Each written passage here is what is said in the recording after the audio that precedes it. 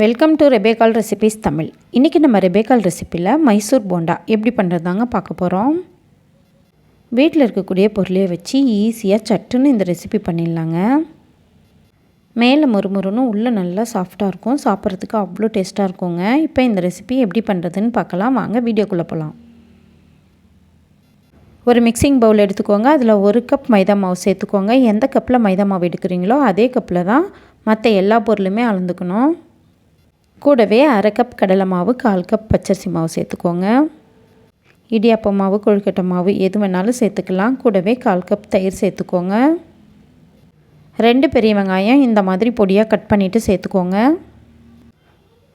1 கைப்பிடி பொடியாக கட் பண்ணின கொத்தமல்லி இலை சேர்த்துக்கணும். கூடவே 1 பச்சை மிளகாவை பொடியாக கட் பண்ணிவிட்டு சேர்த்துக்கோங்க. 1 கொத்து கருவேப்பிலை பொடியாக கட் பண்ணிவிட்டு சேர்த்துக்கணும். 1/4 டீஸ்பூன் பெருங்காயத்தூள், 1/4 டீஸ்பூனுக்கும் கம்மியான அளவு மஞ்சத்தூள் சேர்த்துக்கோங்க. கூடவே 1/4 டீஸ்பூன் கறி மசாலா, கரம் மசாலா எது இருக்கோ அது சேர்த்துக்கோங்க. தேவையான அளவுக்கு உப்பு, 1 துண்டு இஞ்சி தோல் சீவிட்டு இந்த மாதிரி பொடியாக கட் பண்ணிவிட்டு சேர்த்துக்கோங்க. சேர்த்துட்டு இது கூடவே கொஞ்சம் கொஞ்சமாக தண்ணி சேர்த்து நம்ம போண்டா மாவு பதத்துக்கு பிசைஞ்சு விட்டுக்கணும். இப்போ போண்டா மாவு பதத்துக்கு பிசைஞ்சு விட்டாச்சு. இது கூடவே 1/4 டீஸ்பூன் பேக்கிங் சோடா சேர்த்துக்கோங்க, அதாவது ஆப்ப சோடாங்க. சேர்த்துட்டு இந்த மாதிரி நல்லா கலந்து விட்டுக்கோங்க.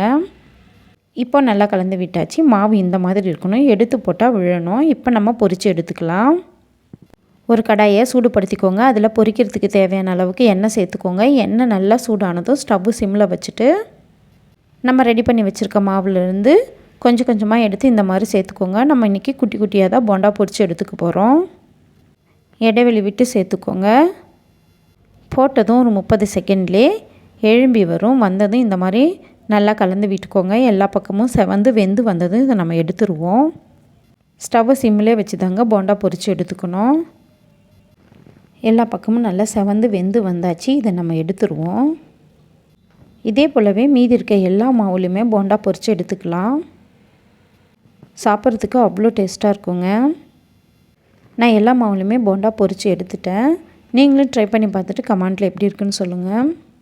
இந்த வீடியோ உங்களுக்கு பிடிச்சிருந்தால் லைக் பண்ணுங்கள், ஷேர் பண்ணுங்கள், கமெண்ட் பண்ணுங்கள். மறக்காமல் நம்ம சேனலுக்கு சப்ஸ்கிரைப் பண்ணுங்கள். தேங்க்யூ ஃபார் வாட்சிங்.